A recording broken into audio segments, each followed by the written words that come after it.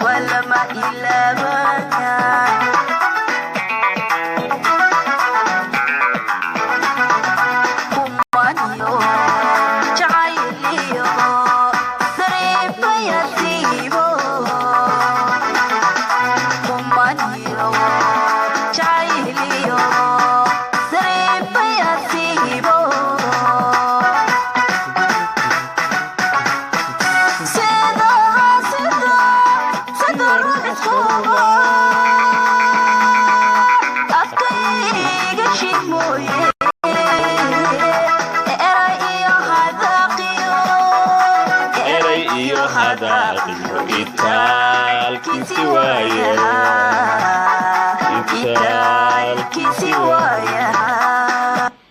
waayahay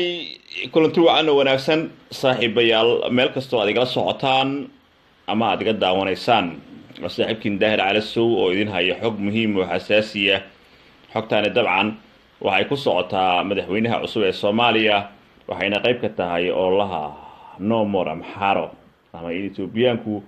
ay ka guuleystaan shacabka Soomaaliyeed sidii caadada ahayd waxaan leeyahay Soomaali galbeed waa dhul Soomaaliyeed ogaadeenaya ha xorowdo ogaadeenaya free waan ka xumahay xanuunka la wadaagayaa walaalaha Soomaaliyeed hooyooyinka iyo aabayaasha iyo gabdhaha iyo wiilasha reer ogaadeenaya ee xilligan aan la hadlayo iyagoo kumanaan kun ah ku dhibaataysan ku jira xabsi loo bixiyay jeel ogaadeen waxaan leeyahay jeel ogaadeen maalin bay ka soo bixi doonaan intii dhimatana ee banaxariistii janno ha ka waraabiyo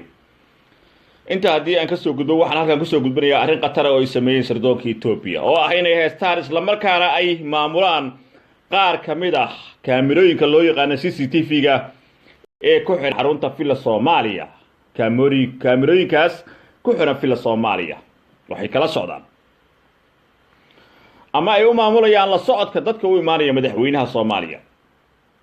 haddii madaxweynaha loo imaanayo Itoobiyaanka way arkayaan la socodka kulamada iyo shirarka madaxweynaha cid kastoo la shirayo iyo waxay ka shirayaan waxay kala socdaan kaamirooyinka loo yaqaan CCTV-ga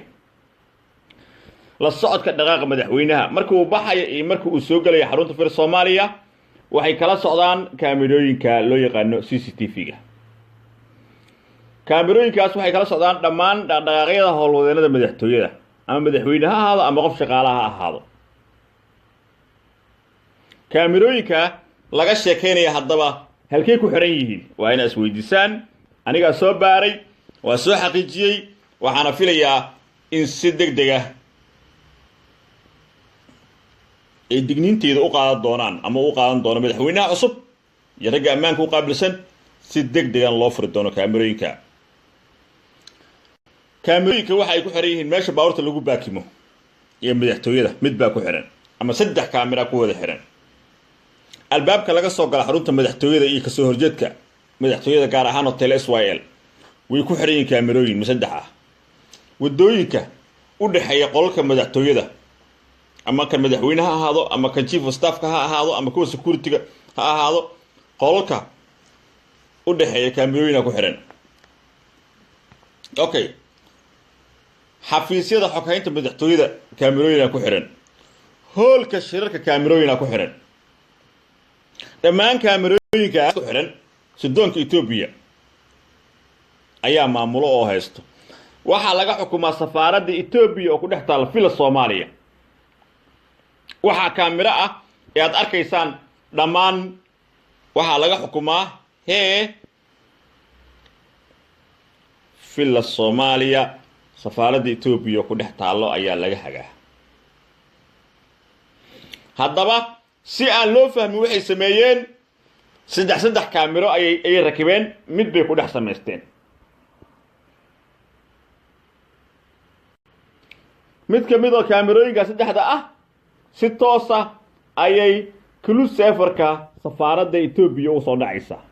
ee ku dhex taal Villa Soomaaliya kaamirooyinkaas waxaa la xiray xilligii Xasan Sheekh Maxamuud madaxweynaha uu noqday ama loo doortay ayaa lagu xiray haddaba madaxweyne Farmaajo iyo kooxdiisa waxaa looga baahan yahay si degdeg ah inay u bedelaan dhammaan kaamirooyinka ku xiran madaxtooyada يمالها كده ودو معايا البروجرام كي نتوقعس وإن جودهان لبتله ما دعي كرايسو إن دولة كلا إمام شو ما دعي كرايسو إن سردونا ما دل درسا دولة درس كاجا هو عدوة إيه أوقات مدحوينها ومركو بحيو مركو سوقليو قفك مدحوينها جو إيمانيو قفك أول شريو ساعة وحول بين صوت معقول ما سادرتد وإن بروجرام كاميرون كاس كل جود لبربريو كاميرون عصب لجوه الحراسة CCTV عصب لمان مالها يكون حرين هذا سيدو كله وإن سفارة إثيوبيا دول السيو أولي يعملها دول الجاسية سفارة الإمارات كوكالنتي تركيا كوكالنتها الكاسدقة وإن مدحتوي كده حمقولان ما دا عايز التاريخ ده لما نشيء التاريخ ده إن دل عدوة أما الدولة عدوة هل كلا جماعة مورا يدلك ربتين يقبسطه أي سفارة كل حيارة معقول ما إني كاميرون كي ما مشوا مدحوينها مركو صيب بحياة مركو صاب بحياة قفكو تجي شقاله هذا يقفك على كل ما كلنا لقى سوا سفارة كل سفر كود وسوا كل شبه سيستم كسدون كي توبي معقول ما حوي وإن صدق دقة لو حراء أو لو بابي دمان كاميرون كاس وأنا إن صدق دقة بروجرامات لو بدله هدي أنسيد الليلين وقاعد هالس بدل كوسوغن يا مدحوينه هالس بكوسوغن ياهي سردون كي توبي أنا تامر كو دقاقة عدو يكون جيل كران إيجا جدقوي وجيل كرا إتكستو تمادي مدفع بالوسو هجامين كرا مدحوينها للصعدة هذا بعرفتاس هأم ملايين واحد سهلا واحد صار كرو أنت أقانو أرمها أمني هذا سيد الليلين ولا بالله طلع معلن كله أي الله يهديه داهل على سوبا هذا كهر شيء ها على سوبا هذا كهر شيء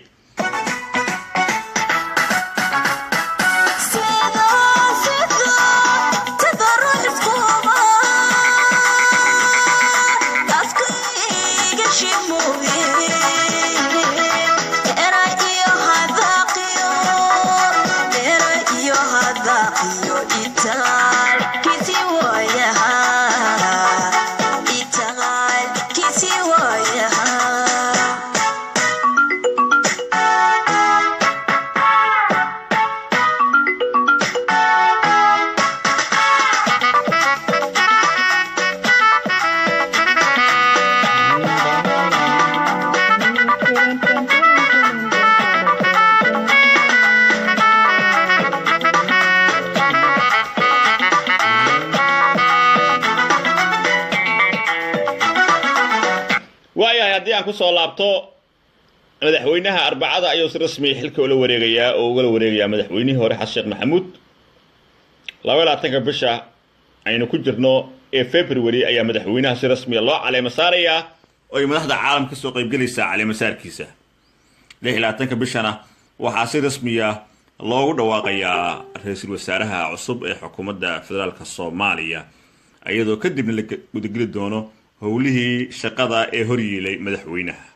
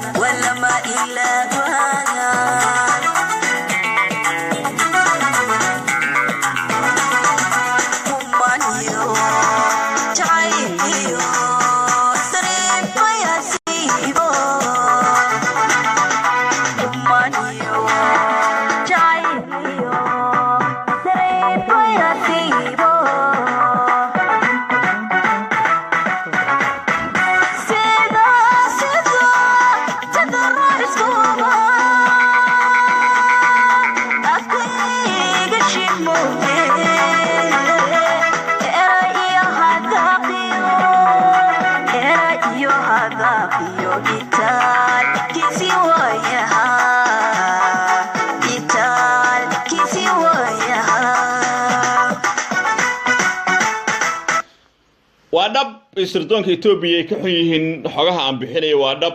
إن مامور كعبدي إلي وضدنا في الصومالية كوه الله ما يغنى ما قري يغنى ما الصومالية وسوه الجري أو فيسبوك ريبوت جريان معلم والبوادب إن كومنتي بحيان أي شعب كل قيبني وادب وحان كهالله يودن وادب إن قبري كوه كمرة دلع سيهين الله أنو مقعد نمر أمحاره إن الصومالية أما أمحاره ضبي أما تجريد دمبي أما حبش دمبي كما تهلنيو صوماليا لكن شكستوي تايبة waxaan leeyahay gabre iyo kooxdiisa Cabdiile iyo kooxdiisa ha karaamasiigina habaar leeyu kari waaye waxaan hawiil Soomaaliyeed waxaan dhiman doonaa anoo Soomaaliya waxaan difaaci doonaa markasto danaha ummadda Soomaaliyeed waxaan aaminsanahay in Ethiopia ay tahay dal diriskeena ah waxaan aaminsanahay dawladda inay tahay dawlad diriskeena ah laakiin marna ma aaminsani in inta garay ah oo dalkayga maamulo mana aaminsani inaan cabsi darteed uga aamuso waxa halis aan ogahay dalkayga iyo dadkayga Soomaaliyeed inay ku soo socoto go'aankayga wuxuu yahay Ethiopia dalkeeda ha aado dalkeeda ha maamulo to dalkeena ha noo dhaafto intaasaan aaminsanahay aniga ma aaminsani inaan sababta aan ka taliyo أنا waxaan aaminsanahay Soomaali baan nahay in dhulka Soomaaliyeed ka taliyo in dhulka Soomaaliyeed ku noolaado in dhulka Soomaaliyeed wax ka ahay inaan u doodo qofka Soomaaliga asaas aaminsanahay sidoo qofka Etoobiyaanka ama ninka mas'uulka Etoobiyaanka ama wariyaha Etoobiyaanka uu aaminsan yahay inuu Etoobiyaan yahay una ugu doodo dadkiisa reer Etoobiya aniga shakhsiyan damiirka ima siinay mana qaada karo in fila Soomaaliya kaamirooyinkii ku xiraa iyo hareeraheeda safaaradda Ethiopia laga maamulo hadii Cabdiile soo dirsado dhalinyaro kommentiga ku soo qoro daahir cala soo saasataay war anigu waligeey la dhihi jiray waxaan qori jiray warbixinta taxanaa ahayd al-shabaab xabsi male xabaal mooyo anoo xamar joogo aan qori jiray dadku dhan way dhalin jireen gaalada la socdaayay mujaahidiintu wax ka sheegayay bash ba dacayda la jiray way ogaayeen Soomaali dhan ninkii ugu horeeyay ee sawirkiisa la soo geliyay website-kii al-mujaahid ee shabaabka ayaan ahaa iska talaaf saaran oo $3 milyan madaxiga la dhigay ninkii ugu horeysay ee shabaab qabteen ee anoo ka soo baxay TV-ga GBC iyo idaacadda codka nabadda toogasho lagu xukumaana intaas waa dhawaaqay waxa u dhawaaqay shacabka Soomaaliyeed waxaan la xog baan idin hayaa nimankan waa argagixiso caalamiya nimankan halisa ka soo socoto war maanta barwaaqad haysataan kitaabkiina wad haysataan ku dhaqma salaadihiina oogta masaajidina war Soomaaliya ogaada maanta waxaan kitaab ma wadan diinna ma wadan waa ciyaal gaangista raa oo argagixiso ah oo burburinta dalkan loo soo diray intaas ashallaha dadku waxay arkeen nin qaldan nin waalan nin qaa'ina wax walba la ii arkay maanta maxay arkaan inaan shalay sheegay run ayaa la ii arkay Sooma shabaab waxaan ka sheegay shalay waa aragteen maanta waxaa leeyahay Etoobiyaan ha ka cabsan inay dantiina wadaan Ethiopia waa inay ka baxdo dhulkeena Ethiopia waa in safaaradda Ethiopia waa in fila Soomaali laga raraa daawada ugu fiican taas weey inaga Soomaaliya inagu haddaan qashinsanay haddaan xaganay haddaan waaysanaa ka heshiinin laakiin Ethiopia waa inay arrimaha Soomaaliya farax kala baxdo anu taasaan aaminsanahay qofkii ugu nacaas u taala ee kuwa u shaqeynaya Cabdiile soo qoraya caayaha fariimaha ee soo qoraya text message-yada soo qorayo Facebook-yada ee comment-yada ugu caaynayo kulligii waxaan leeyahay anigu wiil Soomaaliyeed anahay anigu wiil ma soo gumaysan aabihii lama soo gumaysan anigu la gumaysan maayo anigu gabadha Soomaaliyeed in jeel ogaadeen lagu xiro ma ogoli in la kufsado ma ogoli in xabashi aan ka faani jiray oo awowgay hilib erin oo cusiyey inay mataqaanaa ay gabdhahayga waxyeelaan iyo wiilasheeda ma rabo taariikh baan leenahay waxaan aaminsanahay wuxuu awowgay u dhintay oo awowgay ka dhintay oo awowgay tobnaad u dhintay taasaan aaminsanahay Soomaalnimo waxa agteeda qiimo kale waxa ii udgoon oo gabadhii wiilka Soomaaliyeed waxa ii qurmoon kuwa aan jiritaankayga rabin ayaa ii qurmoon waxa ii qurmoon Soomaali diidka waxa ii qurmoon daba dhirifyada magaca Soomaalida watay u shaqeeya xabashida iyo Kenyaanka waxayna doonayaa Soomaali nadiif ah oo dhaba oo xalaal ah oo aaminsan Soomaalinimo adigu daddoonta Soomaalida waa dil adigu daddoonta ugu dhib cabaso ku faan inay gumaysato adigu daddoonta adawaalka iyo xaquuqan leh xaqir horta wixii guri Soomaaliyeed ha gaaraano wiil Soomaaliyeed ha cuno gabar Soomaaliyeed ha cuno laakiin xabashi inuu tunka iga rarto ma ogoli waxaan leenahay kaamirooyinka degdeg baa loo furayaa insha Allah taala ku xiran fila Soomaaliya safaaradda Itoobiya degdeg baa looga rarayaa fila Soomaaliya waxaana dhashay wiil iyo gabdho cusub oo Soomaaliyeed jiil cusub oo Soomaaliyeed baarlamaankeenuna waan u ooyi doonaa waan garab taagnaa doonaa waan taageeri doonaa baarlamaan nadiif ah boqolkiiba 58 ayaan helnay 58daas waxaan rajay doonaa 4 sano kadib inaan helno baarlamaan nadiif ah boqolkiiba 89 ama 90 baarlamaan nadiif inaan heli doonaa 4 sano kadib waxa xabashida danteena maaha xabashidu Soomaali maaha gabre ama indhaha caseeyo ama indhaha ha madoobeeyo asaga u taala Soomaali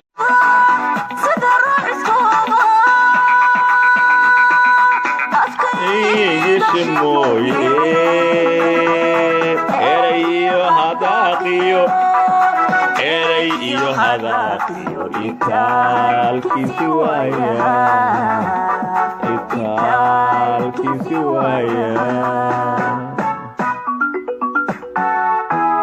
waxaan salaamayaa dhammaan asxaabta habaqlaysa group waxaan leeyahay casir